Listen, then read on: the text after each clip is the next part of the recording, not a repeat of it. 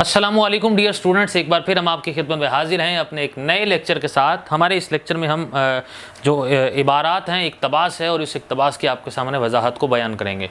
हमारी आज की इस इबारत नंबर 1 जो है, या एक जो इबारत है, ये शुरू होती है कि इत्तफाक से इन दिनों में एक कटनी शहर में वारिद थी। यहाँ से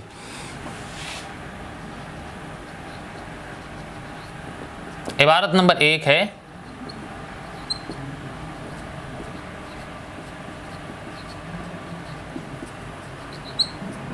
इत्तफाक से इन दिनों एक कटनी। सो इबारत इख्तिताम होती है, सदहा किस्म की चीज़ें अपने पास रखा करती थीं।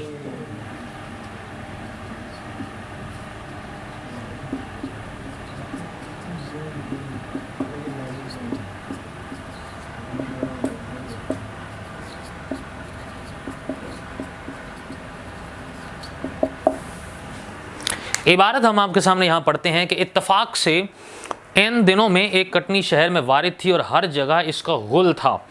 मोहम्मद आकिल ने भी बीबी से कह दिया था कि किसी अजनबी औरत को घर में मत आने देना। इन दिनों एक कटनी आई हुई है, कई घरों को लूट चुकी है, लेकिन मिजाजदार शिद्दत से बेवकूफ़ थी। इसकी आदत थी कि हर एक से जल्द घुल मिल जाना। एक दिन वही कटनी हज्जन का भेष बना इस गली में आई। ये मकार हज्जन बेवकूफ़ औरतों को फुसलाने के लिए तरह तरह के तबर्रुकात और सदहा किस्म की चीज़ें अपने पास रखा करती थीं। मौलवी नज़ीर अहमद यहाँ पर इस बात को बयान करते हैं, एक हज्जन का तज़किरा करते हैं कि जिसके बारे में मोहम्मद आकिल अपनी जो बीवी है मिजाजदार को यहाँ बता रहे हैं कि तुम इससे पहले से आगाह रहना, क्योंकि मोहल्ले के अंदर एक ये शोर चल रहा है कि एक खातून है जो कि बहला फुसला कर लोगों को लूट लेती है और मुख्तलिफ तबर्रुकात को दिखाकर भी लूट लेती है। सो इस लिहाज से मिजाजदार पर मोहम्मद आकिल के इस बात का कोई असर ना हुआ, बल्कि जब वो खातून हज्जन उनके इलाके के अंदर और उसकी गली के अंदर आई और वहाँ पर आसपास उनके लड़कियाँ जमा हो गई, जिनको वो चीज़ें जो तबर्रुकात वहाँ पर मौजूद थे उनको वो दिखा रही थी। सो इस लिहाज से ये कहा, जब मिजाजदार के कानों में ये बात पड़ी तो उसने भी जुल्फ़न को कहकर जो है वो भिजवा दिया और उसे अपने यहाँ बुला लिया। तो जिसकी वजह से उसे बहुत ज़्यादा बाद में जो है वो तकलीफ़ का भी सामना करना पड़ा और बाद में जितना भी उसके पास जो है वो जेवर था वो अपने जेवर से भी हाथ धो बैठी। ये मकार हजन जो है वो औरतों को बहलाने और फुसलाने में माहिर थी और इस लिहाज से ये अपने पास तबर्रुकात की मुख्तलिफ जो है वो चीज़ों को यहाँ पर रखा करती थी और लोगों के घरों को जो है इनको जो है वो लूटने का एक पेशा उसका बना हुआ था। और जब ये कुछ अरसे के अंदर उनके घरों को लूट लेती थी, उसके बाद वहाँ से रुखसत हो जाती थी और फिर एक नई जगह का इंतखाब करती थी और वहाँ पर जाकर रहने लग जाती थी और वहीं से लोगों को फिर लूटने शुरू हो जाती थी और यही उसका एक मिजाज था। सो यही काम यहाँ पर उसने किया, जिसकी वजह से मिजाजदार का जितना भी जेवर था वो सारे का सारा हजन ले उड़ी और उस वजह से उसे काफ़ी तकलीफ़ भी हुई और बहुत ज़्यादा परेशानी का सामना मिजाजदार जो है ख़ातून, उसके जो शौहर है मोहम्मद आकिल, उनको भी इसका करना पड़ा। अगली हमारे पास जो इबारत है वो ये है कि इसके बाद इधर उधर की बातें हवा की।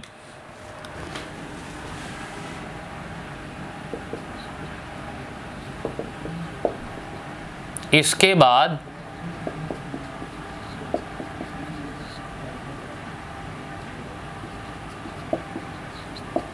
इधर उधर की बातें हवा की। सो यहां से लेकर हमारे पास है कि तुम्हारे मियाँ शायद शुबा करें।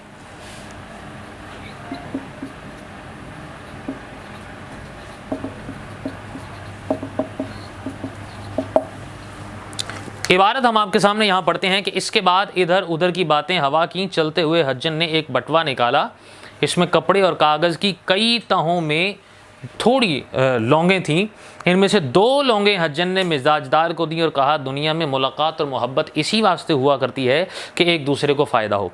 ये 2 लौंगें मैं तुमको देती हूँ, एक तुम अपनी चोटी में बांध लो और दूसरी बेहतर था कि तुम्हारे मियाँ की पगड़ी में रहती, पर तुम्हारे मियाँ शायद शुभा करें। सो इस पैराग्राफ के अंदर जो है वो हज्जन मिजाजदार को जो है वो लूटने के लिए मुख्तलिफ एक बहाना घड़ रही है और जो ख़ुद साख्ता उसने बनाई हुई एक कहानी थी, उस कहानी के पेश नज़र यहाँ पर मिजाजदार को अपने हथियाने के लिए ये काम किया जा रहा है। और वो जो लौंगों का तज़किरा उसने अपनी खुद साख्ता कहानी के अंदर बयान किया था कि जो उसे कोहे हबशा से किसी ने दी और ये कहा कि बरे सगीर के अंदर जाकर लोगों की खिदमत करो। सो उस लिहाज से उसने ये कहा कि ये कपड़े और कागज़ के मुख्तलिफ तहों के अंदर लिपटी हुई 2 लौंगें थीं, जिनमें से एक जो लौंग है उसने ये कहा कि अपने सर की चोटी में बांधने के लिए, जबकि दूसरी लौंग उसने कहा कि अपने जो शौहर हैं उसकी पगड़ी के में जो है उसको बांध देना, लेकिन हो सकता है कि इस बात पर वो शुबा करें, लिहाजा इस वजह से उसने ये कहा कि इसको तुम अपने जो है वो तकिए के अंदर उसको सी देना।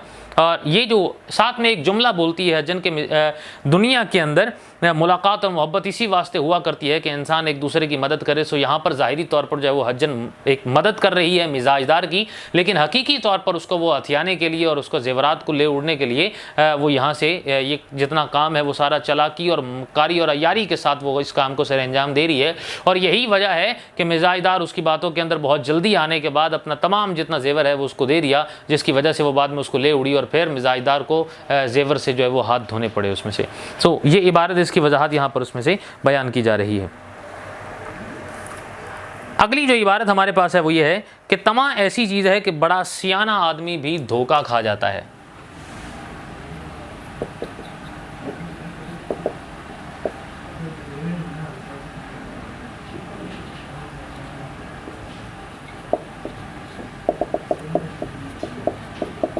तमा ऐसी चीज़ है कि बड़ा सियाना आदमी भी धोखा खा जाता है। सो यहाँ से लेकर ये इबारत है और इख्तिताम हो रहा है, और यहाँ हज्जन को कोई ठगनी ना हो।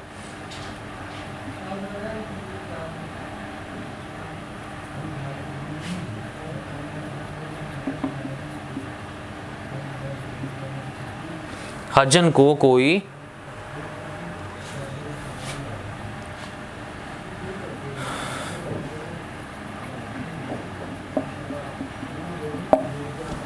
इबारत हम आपके सामने यहाँ पढ़ते हैं जी। तमा ऐसी चीज़ है कि बड़ा सियाना आदमी भी धोखा खा जाता है। जंगली जानवर मैना, तोता, लाल, बुलबुल आदमी की शक्ल से भागते हैं, लेकिन दाने की तमा से जाल में फंस जाते हैं और ज़िंदगी भर कफ्स में कैद रहते हैं। इसी तरह मोहम्मद आकिल अपना फ़ायदा देकर खुश हुआ, और जब मिजाजदार ने कहा कि वह हज्जन बेगम का तमाम असबाब जो बिकने को निकलेगा वो मेरे पास लाने का वादा कर गई है, तो मोहम्मद आकिल ने कहा ज़रूर देखना चाहिए, लेकिन ऐसा ना हो कि चोरी का माल हो, पीछे ख़राबी पड़े, और हाँ हज्जन कोई ठगनी ना हो। सो यहाँ पर इस बात का तमा और लालच का तज़किरा करते हुए इस बात को बयान किया जा रहा है, और मिजाजदार और मोहम्मद आकिल के आपस में बाहमी तौर पर गुफ्तगू को भी यहाँ बयान किया गया है। और यहाँ मोहम्मद आकिल अपनी बीवी को ये समझा रहे हैं कि तमा एक ऐसी चीज़ है कि जिसके अंदर बहुत अक्लमंद आदमी भी जो है वो धोखा खा जाता है। फिर वो तज़किरा करता है मुख्तलिफ जानवरों का, जिसमें जंगली जानवर भी हैं, मैना, तोता है, लाल है और बुलबुल है, जो कि आदमी की शक्ल से भागते बहुत ज़्यादा हैं, लेकिन जब भी कभी उन्हें दाना डाला जाता है तो उस दाने के चक्कर के अंदर आकर वो फंस जाते हैं और ज़िंदगी भर के लिए वो कैद हो जाते हैं। सो इस बात की मिसाल देते हुए मोहम्मद आकिल अपनी बीवी को इस बात का तज़किरा कर रहे हैं कि मिजाजदार ने यह कहा कि हज्जन बेगम का तमाम असबाब जो है जो बिकने को लगा है वो मेरे पास लाने का वादा करके गई हैं, लेकिन इस बात पर भी मिजाजदार जो है वो अपनी बीवी को ये समझा रहे हैं, मिजाजदार को ये बात समझा रहे हैं मोहम्मद आकिल के देखना कि वो माल चोरी का ना हो कि कुछ अरसे के बाद उसमें से मुख्तलिफ जो नुक्स जो है वो निकले और फिर बाद में हमें तकलीफ़ का सामना करना पड़े या हमें जो है वो घाटे का जो है वो सौदा ना हो जाए। इसके साथ साथ वो ये भी समझा रहे हैं कि वो हज्जन जो तुम्हारे पास माल असबाब जो है बेचने के लिए लाती है, देख लेना, इस बात को चेक कर लेना कि कहीं वो मक्कार औरत जो हो वो धोखा ना दे रही हो और ये लालच के अंदर आकर हम जो है वो अपना कुछ ना कुछ जो है वो गवा ना लें। सो यहाँ पर मोहम्मद आकिल अपनी बीवी को मिजाजदार को यहाँ समझाते हुए नजर आते हैं और दोनों बातों की तरफ से तंबीह करते हैं कि कहीं माल चोरी का ना हो या वो औरत मक्कार ना हो। सो इस वजह से इसके अंदर यहाँ एक वजाहत को बयान किया गया।